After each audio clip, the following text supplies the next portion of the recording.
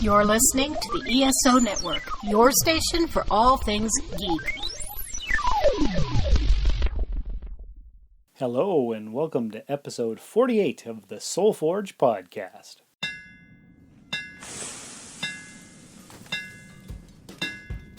Welcome to the Soul Forge, a place of silent mystery, quiet contemplation, and outright mayhem.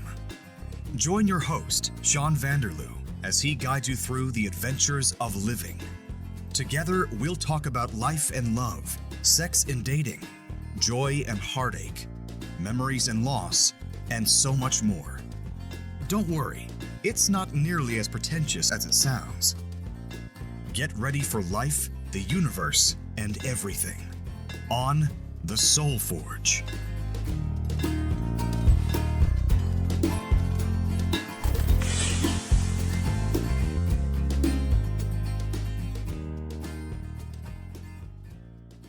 Hey everyone, hope you're doing well whatever time you're listening to this, morning, noon, or night. Are you working? Are you driving? Are you just hanging out, doing dishes?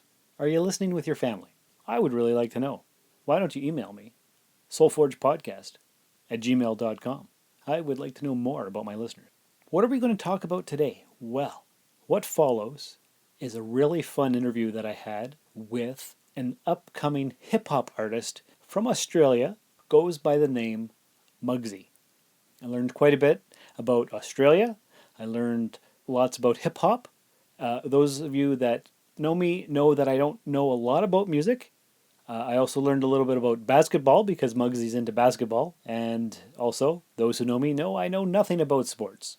Although I did collect sports cards in the early 90s, mostly baseball, a little bit of basketball, some football, and a lot of hockey. Didn't watch any of that stuff, and yet I collected the cards because I am a collector. Bad habit. Trying to quit. All right, so the conversation. We talked for maybe 25 minutes or so, and one thing that I forgot to ask him in the course of the interview was if he knew Richard from Australia. And why is that funny? Well, the thing is, as a Canadian, when we go into the United States and we introduce ourselves to someone and say where we're from, they'll often say, "Oh, you must know Joe from Kamloops." And of course, we don't know Joe from Kamloops. Although, my dad does tell a story. One time he went somewhere down in the US and he was at a restaurant and the waitress asked where he was from and he told the lady, "Sioux, Canada." She said to him, "Well, you must know the guy over there. He's from Canada." And sure enough, my dad knew him. So, the stereotype is sometimes true. And yet, I forgot to ask Mugzy if he knew Richard. Longtime loyal listener to the podcast. Anyway, just going to get right into it. Here's the interview. I hope you learn as much as I did. Hey, podcast fans, Spotify is making it easy for you to stream this podcast and many others like it on your mobile device, desktop app, and smart speaker. Open the app on your mobile device or desktop, click on the browser channel, then click on the podcast section. You'll be able to stay thoroughly entertained during your commute to work, your drive home, and your downtime, thanks to Spotify. Your stage name is Mugzy Brady. Yeah, man. Mainly, Mugzy, or if you type in anything, man, like Mugzy or Mugzy Rapper or Mugzy Brady, I pretty much come up, man. My real name is actually Reyne, as in the weather, rain, or rain to pause. But yeah, man, I didn't want to do that. It's my rap name, so yeah, I just came up with Mugzy, man. And plus, I'm a huge NBA supporter, man. So Mugzy Bogues and stuff, and a couple of my dudes were like, "Yo, you kind of play like him in a way." So I never got to the NBA league yet, man. But I'm all right on the court. Mm. So you have goals, that's for sure. Yeah, that's it, man. It's quite funny, man, because that's where I kind of got the name from him in the Jordan era. But like my main favorite player is Allen Iverson, man. The one that crossed over Jordan. He was like the one that brought the hip hop flavor to the NBA. So it's funny because everyone's like, "Is your name sort of like a ring for Muggsy Bogues?" And I said, "Yeah, kind of." But Allen Iverson was just my number one guy, man. Yeah. Oh, that's awesome. Mm. So you just turned 27. Mm-hmm. That's right. How long have you been doing the whole hip hop thing for? I've been doing it since 14, man. So yeah, what's that, like 13 years or something, man? And I started dropping down rhymes in early high school, man, because to be honest, I was brought up on the 90s, early thousands era of hip hop, and I still reckon to this day was just me personally the best era for it. Like I just remember being as a kid or a young teenager, man, looking at like G Unit and Eminem, obviously being a white boy myself, man, just wanting to do that. And so yeah, like I fell into the whole stage of when 8 Mile came out, I'm gonna do the whole rhyming thing. But then I honestly thought, wow, this is a craft, this is a culture, you know. I want to progress at this, and so instead of dropping down rhymes for the sake of it, I'd made like a demo, and yeah, man, the rest is history. Because in my career now that I'm more developed as an artist, a lot of people think that I've got a manager or a street team or a label behind me, like with the list. They think you can't be on that many stations, man, or interviews and stuff. And I just say to them, look, that's how hard I strive to try and make this, a living, man. I don't have all that. I'm just been a one man army since day one, which is crazy, man. You're a self-made man. Yeah, man. Yeah, like, and just a whole ton of coffee as well, man. It's all about the coffee. I hear you. Yeah, yep. Like you can't go wrong with it, man. Like I'm basically like a junkie, man. If I don't have like a coffee a day, I start getting like the headaches and stuff, man. I need my caffeine to keep me going. I'm right there with you, buddy. Check out what's been going on with the Pop Culture Cosmos Show and the PCC Multiverse. I see the potential for basically like another Netflix kind of paradigm shift where here comes this other major player. They have a ton of resources. Apple could change the way that entertainment is consumed. They say it's the only time this year that you'll have stars from each brand battling each other. And we know it's not going to be the case, but they like to say that, and more power to them, I guess. Well, it's a big first step, bringing all those superheroes together. There were definitely some parts of the movie that I really enjoyed, and then there were some parts that I thought just kind of fell short of expectation. Part of it has to be something to do with how it's being promoted, and this is a thing where audiences do not agree with critics. That's the Pop Culture Cosmos Show. And the PCC Multiverse, every week on the Podcast Radio Network and Apple Podcasts. And check out the show today on the ESO Network. Now, looking through your biography, it does say that Eminem was one of your biggest influences. Mm-hmm. And I was listening to some of your music just before we talked, and I can definitely hear a bit of Eminem in there. Yeah, man. When I was like starting off, before the music you listen to, because that was on my second album, Understand Me. When I started off, obviously I wanted to incorporate him. Like I went through the whole wigger act back in the day, man.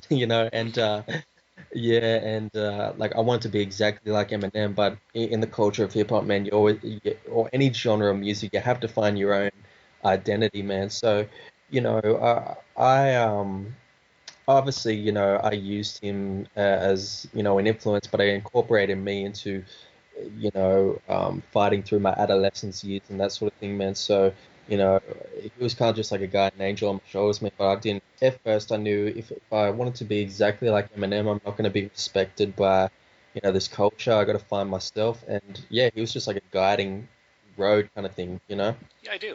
Have you ever reached out to Eminem himself or talked to him or anything like that?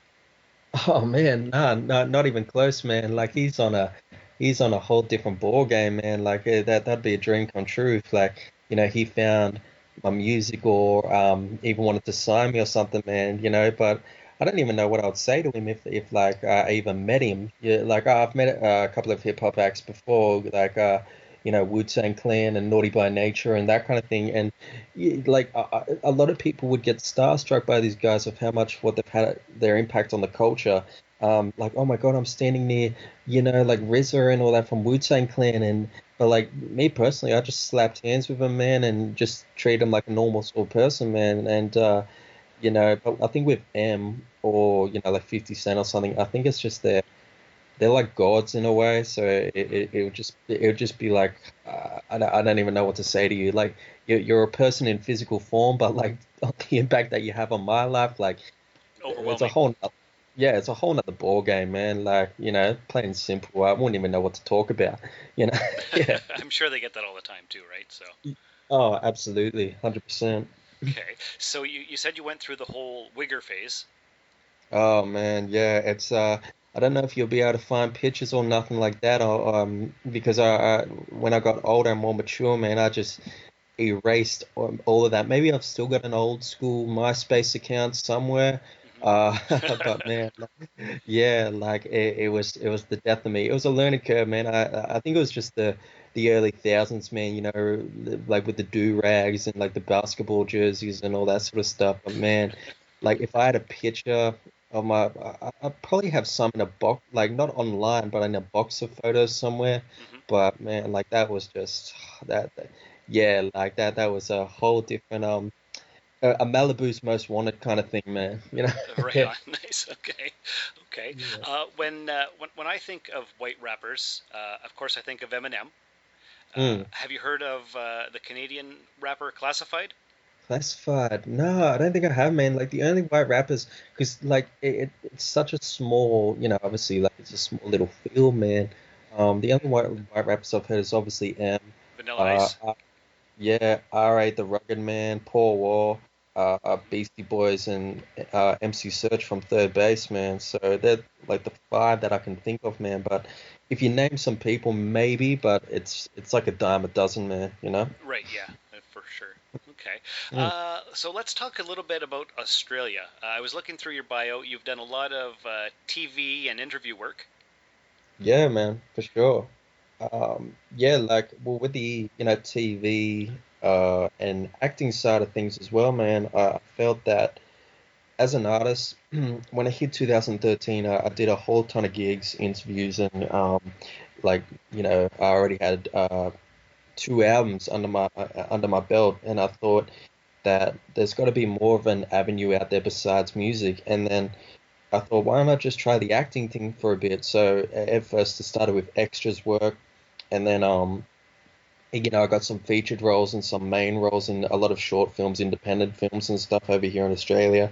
And yeah, man, it's just been getting me a whole ton of work. The whole acting field, like, people just saw my craft and they just kept me putting me on for acting gigs, man. And then I realized this has been funding me so much work that the music has been getting sidetracked. And my fans were like, "Yo, it's been since 2013 till now. We haven't heard another album." And I'm like, "Oh my God, I've totally forgot because I've been, like the Australian Mark Wahlberg in a way.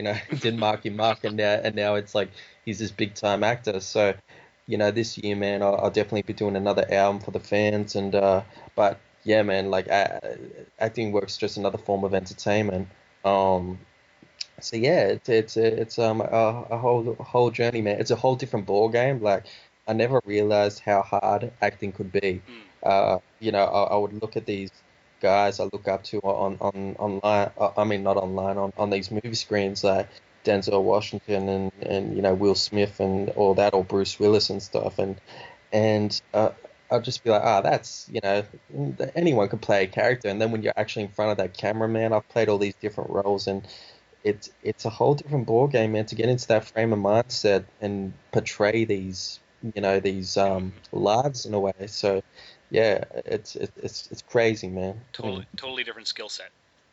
Oh, 100%. Like I can write rhymes, man, and perform in front of crowds, but performing, this character in front of directors, producers, makeup artists, and this camera just like facing you. You got all these what ifs going off. Like, what if I stuff this up, or what if I don't do this line right? It's just it's a weird feeling, man. It's like you've got all these eyes on you to portray this character who is not you as your average kind of life, if that makes sense, man. Yeah, for sure. And you've, according to your biography, you've had some of your music actually featured in some films and TV shows. Yeah, which is crazy, man. At the top of my head, it's a Goth Life, which was in the UK.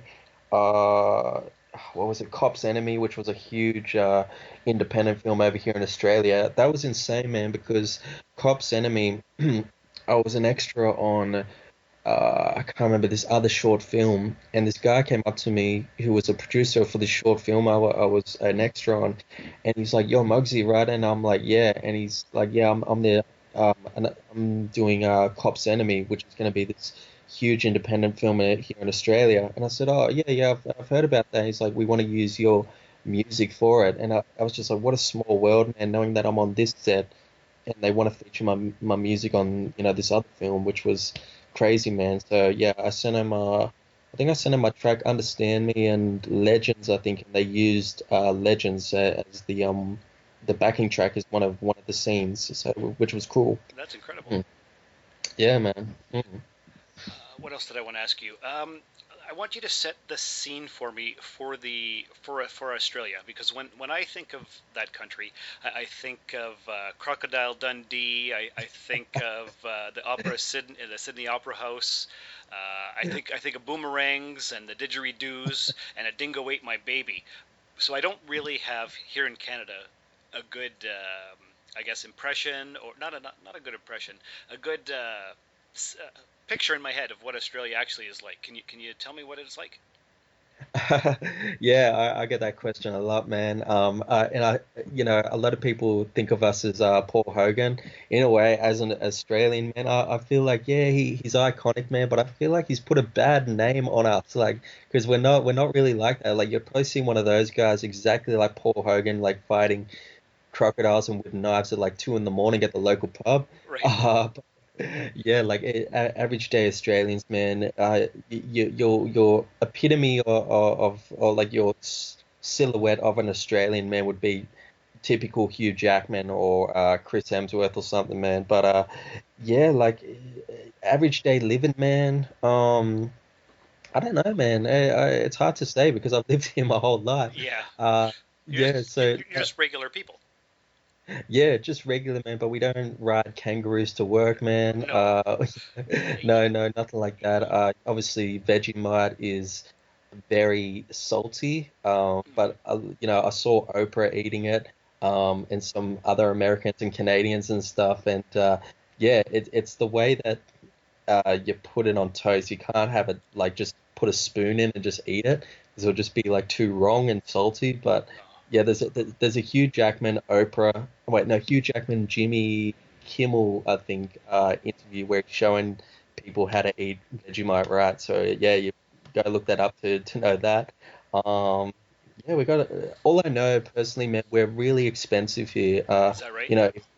Yeah, like if like a video game comes here or a brand new movie comes, it's I think I was doing an interview before and they said when a new, for example, GTA 5 came out, man, I think around the world it was like maybe $80 or man or yeah 60 to $80 over here. A brand new game like that would be $110, man. Oh wow. Okay. So I think because we're like on the other side of the globe, man, it's more to import it and stuff. So makes sense. yeah. Okay. Yeah, because over here, when we think of Australia, we think of course, the kangaroos, and you all have your 8-inch knives in your pocket, and you're always fighting alligators and stuff. The same here for Canada. Everybody thinks we live in an igloo, right? And we don't. So just to get a good idea of exactly what your day-to-day life is like. Yeah, basically, man, my day-to-day life is just yeah, there's literally well, where I'm from, I'm from like a coastal kind of town, man. So I'm about what you said, Harbour Bridge and Opera House. So I'm about 2 hour train ride from there. Okay.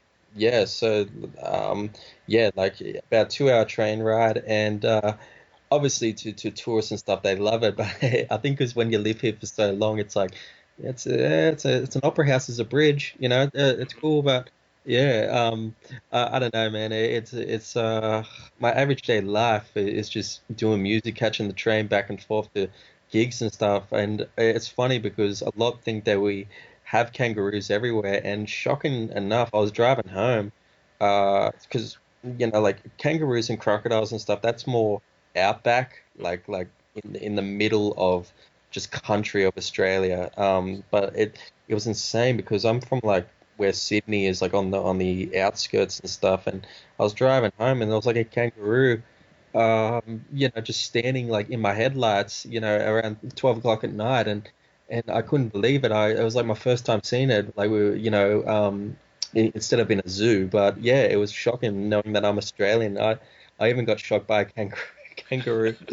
That's Yeah, awesome. Okay. yeah. Yeah, because I figured it wasn't all Bowie knives and alligators and dingoes and all that stuff. That's all in the interior, right, where that big rock is?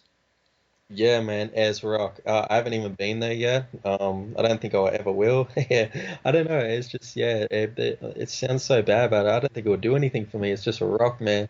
Yeah, and I can, the yeah, country's go on. the country's huge, right? So Yeah, like, yeah.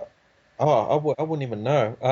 And no. I've only been to like two states. I haven't even been all over Australia yet. So I guess it's semi big. Yeah, man. I got to travel a bit more to get back to you on that one. Okay. Mm. Yeah. So do you, besides your acting and your music, do you have like a day job as well that you have to do, or is music and acting your full-time thing? Nah, man. Yeah, that's what comes to the hard part because I get a lot of opportunities in the States or Canada or the UK. Here in Australia, man, it's very limited. We don't have the high up companies over here. It's mainly very independent route. Over here, or there's not enough funding in it, so. Yeah, there's a lot of aspiring actors or musicians doing, jobs and stuff just to make their careers or to even get tickets to fly overseas and try and make a living over there. Hmm. So, yeah, we're with work-wise, man. Yeah, I just do like events work, sort of setting up convention centers and, the lightings and events and all that kind of stuff, man, which I was lucky to get through one of my dad's friends because it's still incorporated in the entertainment industry, man, but it's not performing on stages and stuff, but it's happy to like pay the bills and that sort of thing, man. Hmm. Gotcha. Okay. And have you ever thought about coming over to the U.S. or Canada or Britain or anything like that to get more exposure?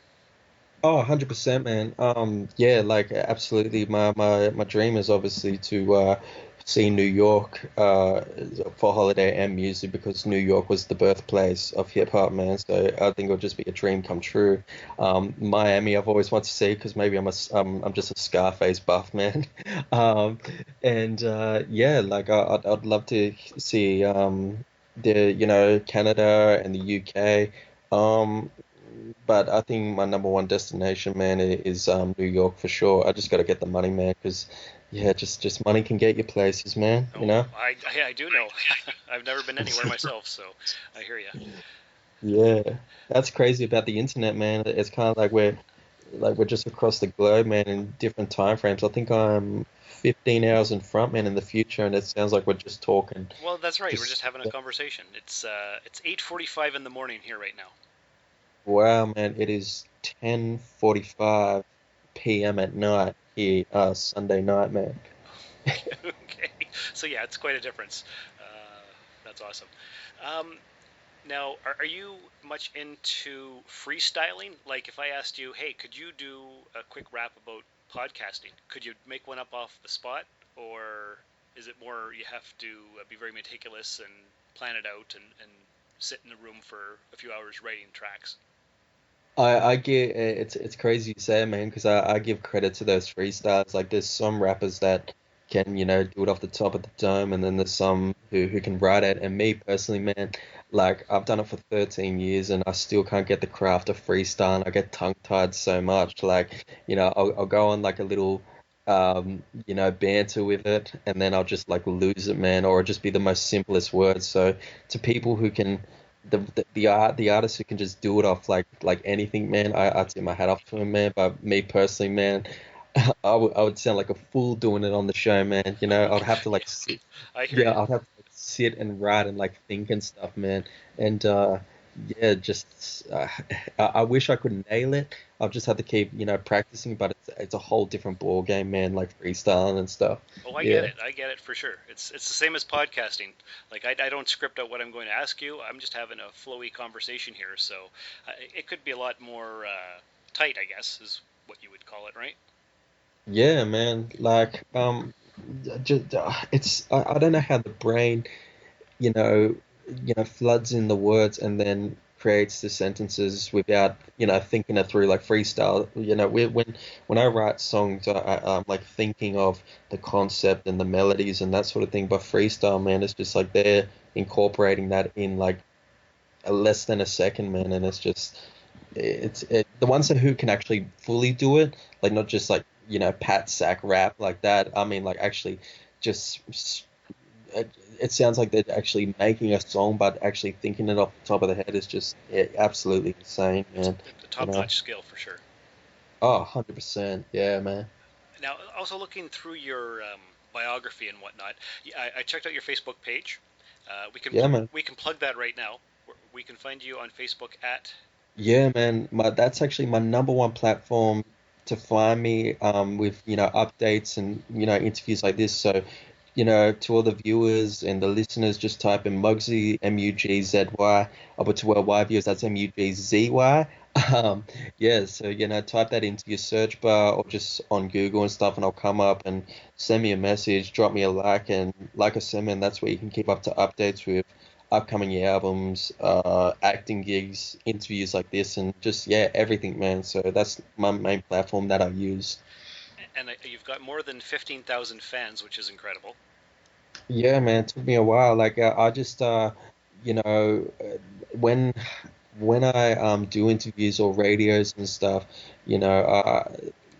I tell my fans to support them, and it's like a vice versa thing, and it's just over the years just built up, and yeah, man, like a lot of people think that did you buy those likes or anything? I'm like, wow, that's a bit of an insult. Like, no, I work hard, to try and get my followers and stuff, and they're loyal supporters, man. So yeah, like I love the number that I've got next to my name, man, because a lot of artists over here, no offense to them, that they've got like only 3,000 followers and stuff, and they've got like teams and managers and crews behind them, and I'll go onto their pages like little spying around and stuff, and be like, we're doing this gig tonight, and then the rest of their page will just be filled with memes and funny videos and stuff, and then meanwhile I'm just a one-man army, man, and I'm doing all these sort of things, so it just shows who wants it more, man. That's how I look at it.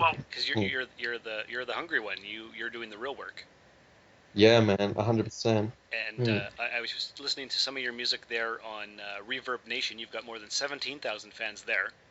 Yeah, because that tallies on to Reverb Nation, YouTube, and I think Twitter. I'm number one in New South Wales, the state over here for Australia, New South Wales, in the hip hop charts for Australia, and I think I'm number 5 or 4. I have to check again in overall Australia. So I'm trying to hit that number 1 spot for all of Australia on the Reverb Nation charts, which would be nice, man. Oh, I'm sure you'll get there.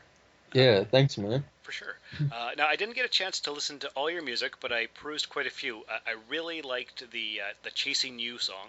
Yes. I expected your music to be a lot harder and angrier, and it was surprisingly, well, I wouldn't say mellow, but it was, I don't know, I don't even know how to describe it. How would you describe your style?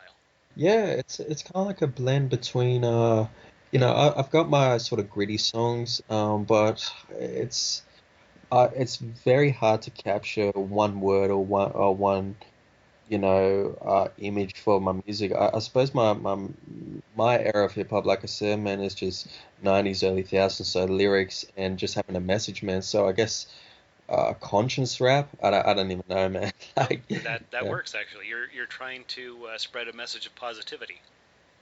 Yeah, 100%, man. Chasing You was really just about just like a relationship thing, man. So yeah, that was just kind of like a fling sort of thing, and I just made it as a demo kind of thing, just for this relationship back in the day, and then people liked the well, actually, no, rewind for a sec, man. I like the track, not people, because I haven't heard it yet. I thought it's a good track to put on the Understand Me album, and yeah, man, it just I just put it on there as just a little bonus, I guess you can say, and yeah, like a lot of people seem to like it, man. So I guess it worked in my favor. I'd say it's really great. Now, is there one song that if people wanted to get into your style of music and you as an artist, and they're hearing about you for the first time, which one song would you say they should find first? Personally, my favorite track that I promote to people, man, is My Journey, which is the 20th track on Understand Me. Personally, I think it's my favorite track because at the time I was finalizing the album, my producer Pablo was like, what's your final track? And it was my 19th track, which was Aussie with an American Attitude, which was like a storytelling track of telling how the Australian market is not that big, and trying to work it into the states where hip hop is huge over there. And he was like, it's a cool track, but we want something that's impactful, that would just make the listeners sit back and think, oh, that's just like get up and groove kind of thing. That's just insane. And I was lost for words because I thought, well, I've pretty much written everything in the album. What do I write now? And he's like, why don't you tell a track kind of Muggsy in a nutshell? Like, start with the first verse of how you got into the hip hop. Second verse is dropping down rhymes and stuff, but developing your craft. And the third verse would be where you are now and like how you've got into all these different communities and hip hop culture and sort of thing like that. And around 2013, I think it was 50 Cent, Eminem, and Adam Levine from Maroon 5. Their track "My Life" was just skyrocketing in the radio and just like worldwide and stuff. And I remember listening to it, and I just thought, the orchestra and the guitars in that song, I wanted to incorporate that into my sort of version. So we got the sample of that, flipped it in a way like not copyright, but just kind of flipped it. And yeah, ever since then, man, it's just been my favorite song, and it's been a hit to perform as well. Oh, awesome. Okay, I'm going to definitely check that out once we're done talking. Yeah. I encourage all the listeners to do that as well. And so what are the best ways for people to find you? Of course, there's the Facebook page. You said you're on YouTube. Yeah, man. Well, basically, man, instead of just searching it up individually, everything is attached there, like Twitter, YouTube, Reverb Nation, and even Facebook. So yeah, just like I said, man, yeah, go to Mugzy, Mugzy, and it's all there, man. Like, because I've attached it all in individual links on there. So yeah, man, just hit me up there, and that's my number one platform. Excellent. Okay.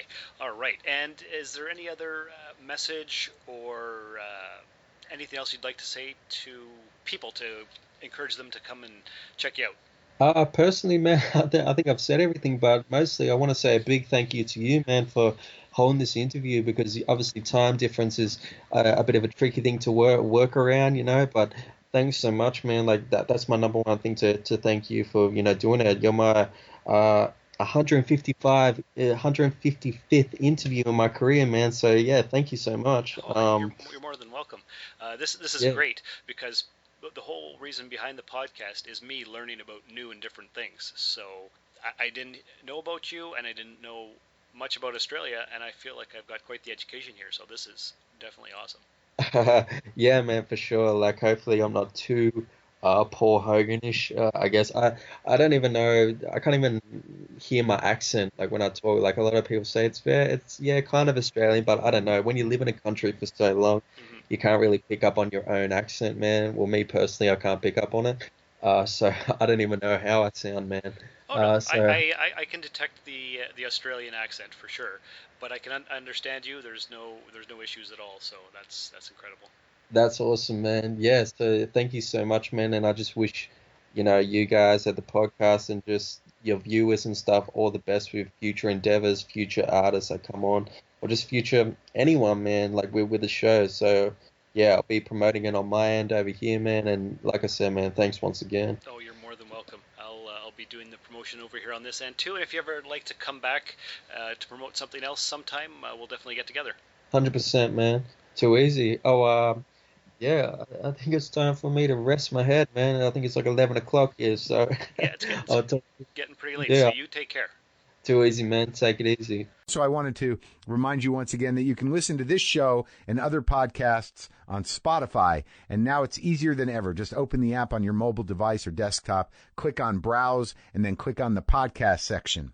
It works on your computer, your phone, your smart speaker system, whatever you want to use. So stay connected to your favorite podcasts and never miss an episode using Spotify. Wasn't that fun? Didn't you learn a lot?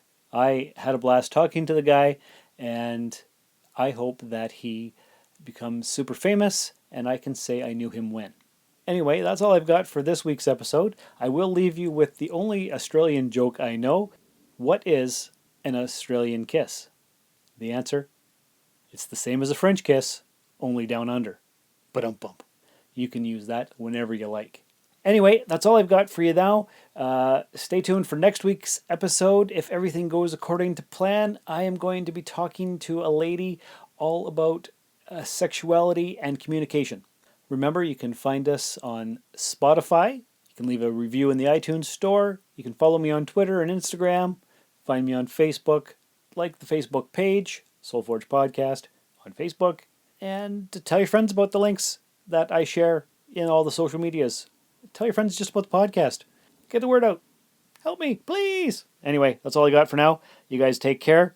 And remember, you are a magnet. You attract people, situations, and events based on the thoughts you think and the feelings you emit. This has been another episode of the Soulforge Podcast. Contact the show by emailing soulforgepodcast@gmail.com or by tweeting soulforgepod on Twitter. Visit us at soulforgepodcast.com, and remember, the best way to show your support is by leaving a 5-star review in the iTunes store. And, if you would, please check us out and like us on Facebook. The Soulforge Podcast was written, produced, scored, edited, engineered, and directed by Sean Vanderloo. Find me on Twitter and Instagram at Darth Vaderloo. For more great content, you can listen to my other podcast, The Rusted Robot. Thanks for stopping by the Forge. We'll keep the fires lit until your next visit. I could do this all day.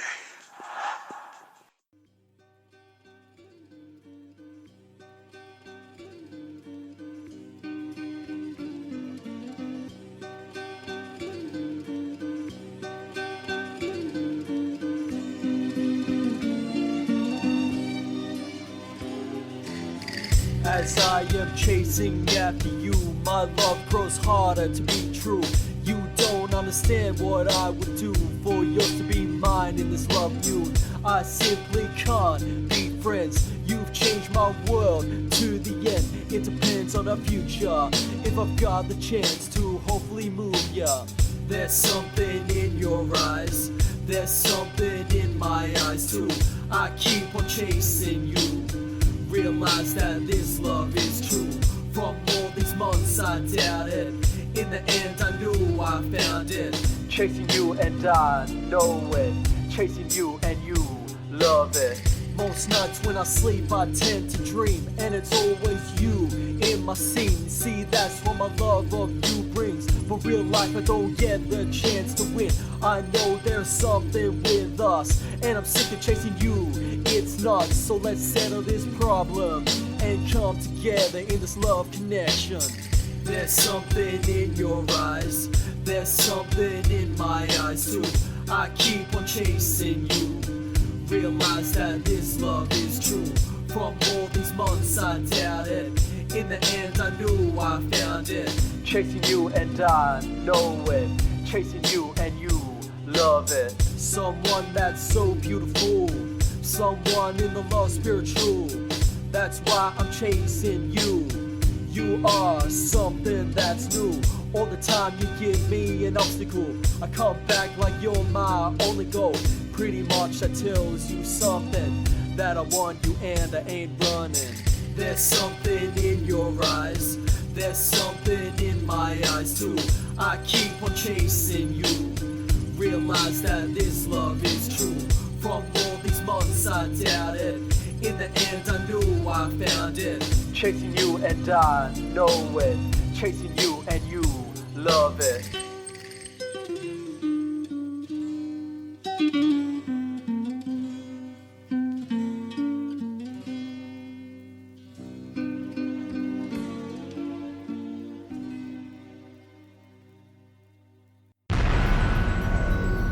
This has been a broadcast of the ESO Network. Be part of the crew and help support our shows by donating to our ESO Patreon or by shopping through Amazon.com or the TeePublic store, which can all be found at www.esonetwork.com. The ESO Network, your station for all things geek.